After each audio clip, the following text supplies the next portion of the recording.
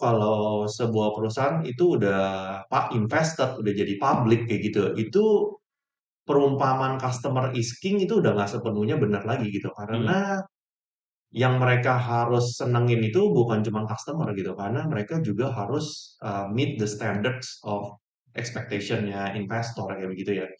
Hai guys, selamat datang di podcast pertama di POS. Di podcast pertama kali ini kita mau berkenalan langsung nih dengan founder di POS yaitu Bapak Nelson Lim. Ya, salam kenal semuanya. Jadi gimana Pak kabarnya hari ini? Ya, baik Erwan. Baik ya. Selanjutnya Pak mungkin bisa diceritain dikit gak ya awal mula Pak Nelson ini terjun ke startup dunia digital? Ya. Iya, jadi saya memang education background-nya itu IT ya. Hmm, Saya kuliah di Universitas Bina Nusantara.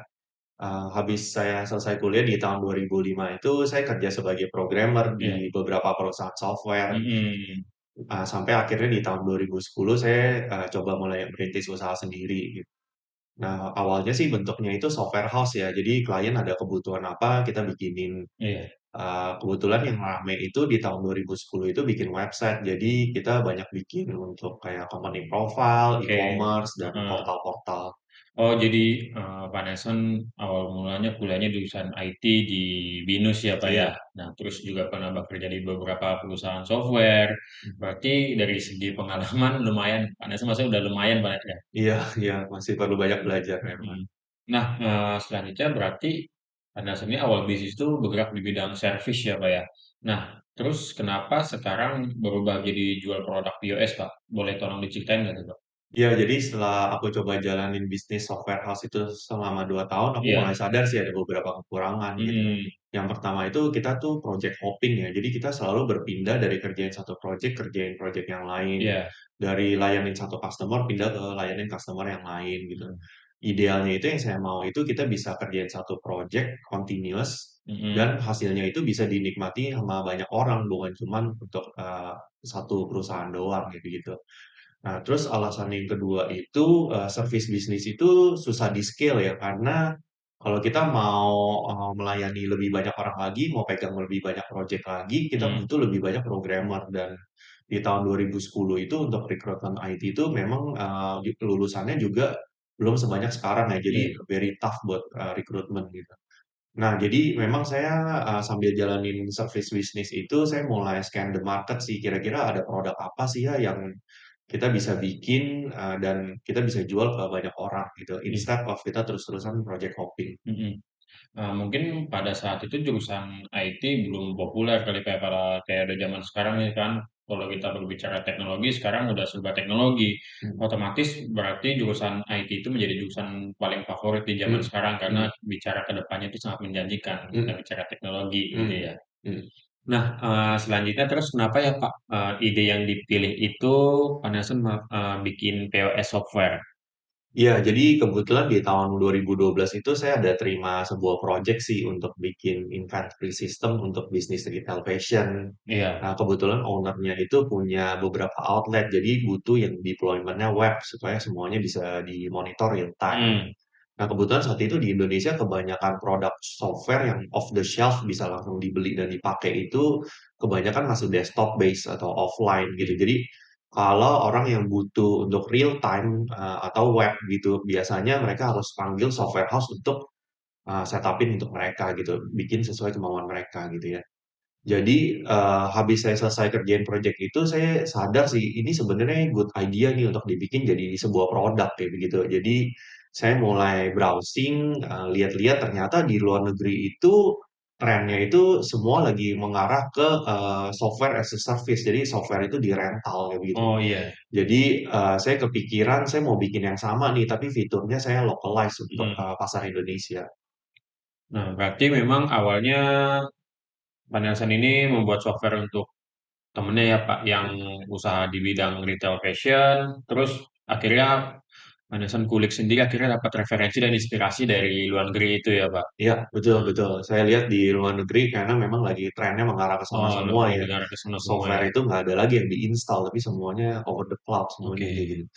Nah, waktu mau dijual ke pasar, kenapa sih Pak namanya di branding sebagai deal POS? Ya, karena saya mau jual ke pasar bebas, jadi otomatis kan harus cari nama ya. Jadi saya Iya. pikir kira-kira ada nama apa nih yang bisa di-associate dengan kata retail gitu. Mhm. Jadi kalau untuk produk digital itu selain kita harus mikirin nama yang bagus, kita juga harus cek apakah ini domainnya tuh masih available atau enggak. Iya. Nah, terus saya mulai browsing-browsing, saya cek kebetulan kata deal itu belum ada yang beli kayak gitu. Mhm.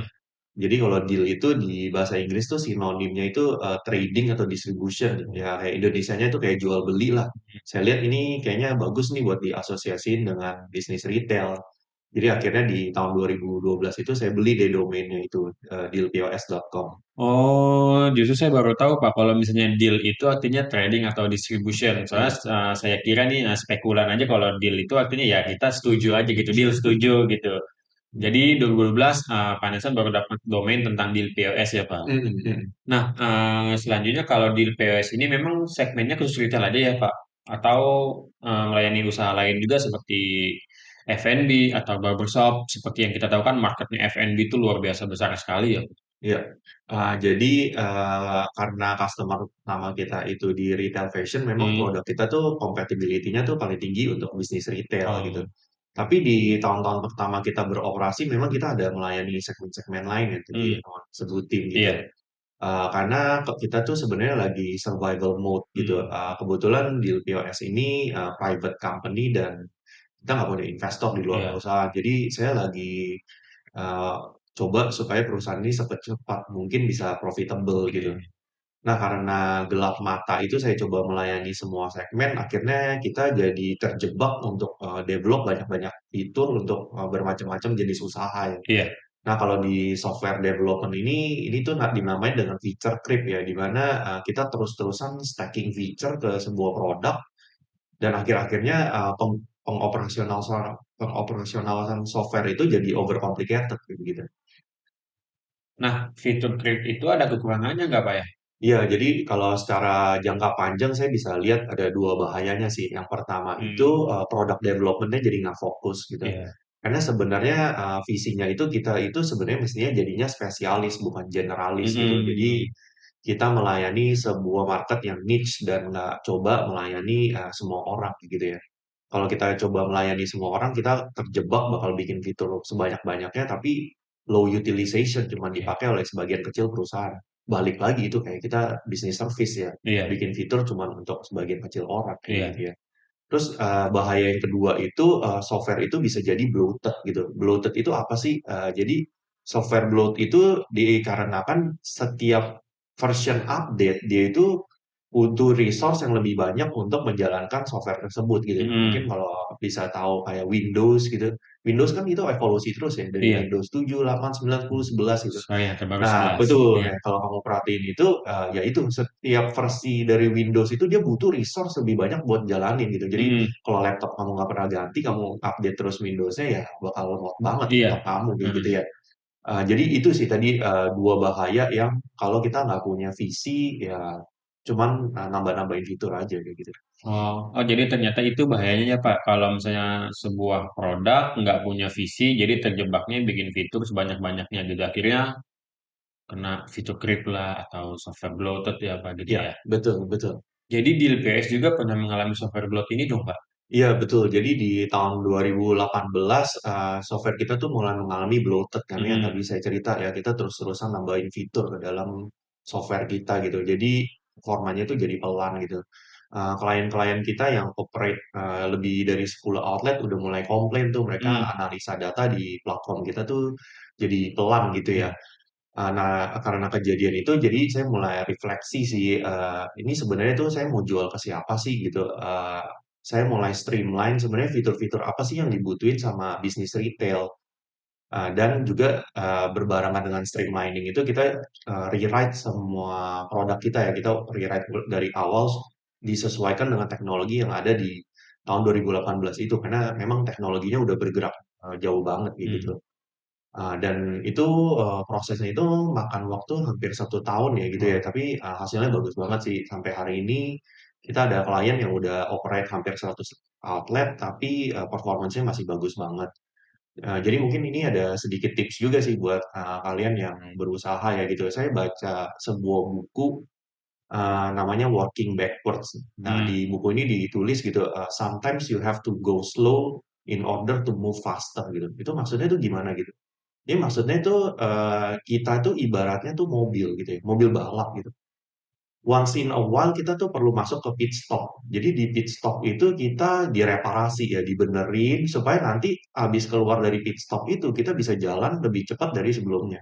Hmm. Nah, kalau di POS itu kejadiannya ya kita masuk pit stop tuh selama 1 tahun gitu. Kita otomatis nggak bisa kembangin fitur-fitur baru apapun, akuisisi customer juga menurun karena kita lagi di pit stop. Tapi hasilnya habis kita masuk ke pit stop itu kita jadi bisa berjalan jauh lebih cepat daripada sebelumnya. Nah, nah, berarti hasil dari rewrite selama 1 tahun itu baru bisa dirasakan sekarang ya, Pak ya. Mhm. Nah, sekarang aplikasi di LPS mungkin sudah jauh lebih baik dari sebelumnya, performance-nya juga udah luar biasa. Memang terkadang kalau kita bicara quotes yang pada bilang itu, kalau saya perhatikan kalau misalnya ada orang yang ingin lompat lebih jauh itu dia kadang harus mundur dulu 2 langkah Iya, untuk mendapatkan lompat yang lebih iya, tinggi, iya, gitu ya, Pak betul, ya. betul, Heeh. betul, betul. Ya, good analogy. Nah, tadi kan Pak Nelson ada mention ya kalau deal POS itu private company artinya nggak ada venture capital. Kenapa sih Pak alasannya? Ya, sebetulnya waktu pertama saya mulai, saya pun mencari investor ya buat mendanai ide saya gitu. Iya. Karena untuk tipe perusahaan SaaS ini yang tipenya rental software ini sampai kita punya cukup pelanggan itu kita Hmm. tuh bakal rugi terus gitu. Jadi kan butuh waktu ya untuk mengumpulkan pelanggan gitu. Makanya bisa dimengerti kenapa banyak perusahaan ID itu perlu dukungan dari venture capital kayak gitu. Iya. Karena research and development itu mahal. Plus kita kan juga perlu biaya untuk advertising ya supaya Hmm. orang tuh bisa aware terhadap brand kita gitu. Makanya di tahun 2012 itu saya ada ikut satu acara namanya Tech in Asia itu Hmm. saya dikasih kesempatan buat pitching idenya saya ke investor, tapi sayangnya habis pitching itu nggak ada investor yang bersedia mendanai ide saya gitu. Jadi ya nihil sih hasilnya gitu. Justru saya baru tahu Pak kalau misalnya riset dan development perusahaan IT itu lumayan mahal ya Hmm. Pak. Oh ya waktu ikut acara Tech in Asia itu di mana ya Pak? Dan Oh, tahun berapa Pak waktu itu? iya, itu di tahun 2012 acaranya di Singapura. Kebetulan Oh. waktu itu memang belum begitu banyak acara IT ya di Indonesia gitu. Jadi kalau kita mau ikut kayak seminar-seminar atau pitching-pitching gitu pasti lebih banyak yang ada di luar negeri gitu. Oh. Nah, terus gimana tuh Pak? Karena semua investor menolak untuk mendanai proyek di POS ini, akhirnya gimana bisa dapat dana untuk pengembangan produk di POS, Pak? Iya, jadi waktu saya mau switch dari bisnis modelnya dari software house, tadi Heeh. kerjain project ke bikin produk, itu saya nggak langsung sih. Jadi keuntungan yang saya dapat dari jalanin bisnis software house itu yang saya pakai untuk mendanai pengembangan produk di POS gitu.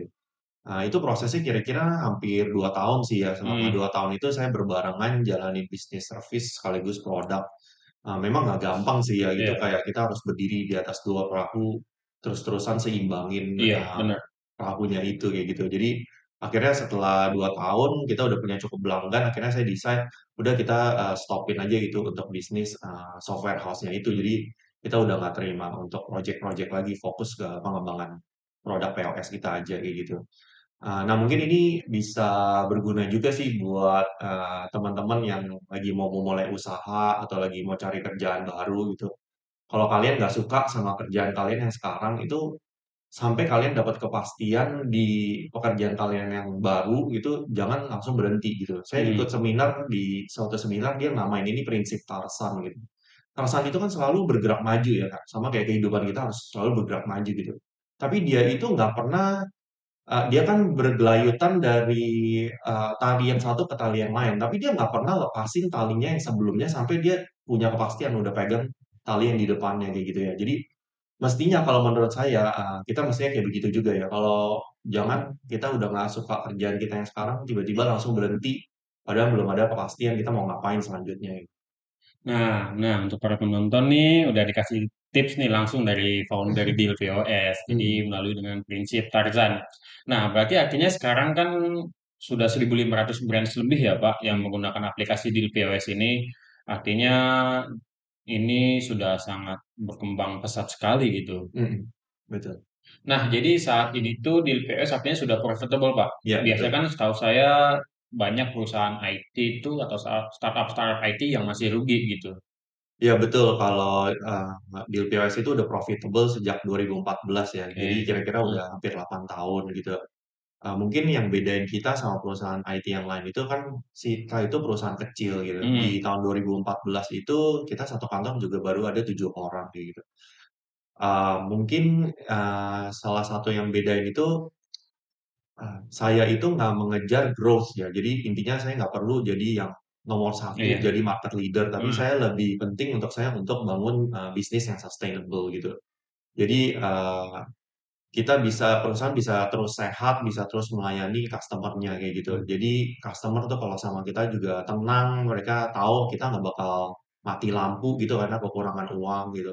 Juga untuk orang-orang yang bekerja di dalamnya juga punya security karena mereka tahu perusahaan ini sehat nggak tiba-tiba mati begitu aja kayak begitu.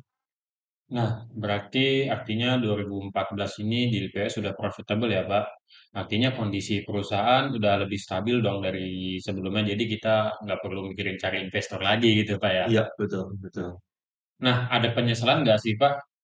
Kalau dulu kan mungkin kalau misalnya ada yang invest atau dari dana venture capital, mungkin perusahaan di LPS ini sudah lebih besar dari yang sekarang gitu. Iya, saya percaya sih jalan hidup tiap perusahaan itu beda-beda ya. Iya, Ada iya. yang kayak kita harus bootstrap, nanti kita Mm-mm. nggak bisa ketemu investor. Ada yang Iya. mungkin ketemu investor, mereka bisa grow lebih cepat gitu. Eh, Tapi saya yakin mereka pun punya challenge-nya sendiri kayak begitu. Cuman kalau saya look back kejadian di yang lalu gitu, di mana saya kesulitan menemukan investor, saya actually bersyukur sih nggak ada orang yang akhirnya bersedia mendanai ide saya gitu. Karena saya jadi belajar banyak banget gimana mengelola sebuah bisnis supaya bisa jadi sehat, supaya mm, bisa jadi profitable gitu ya.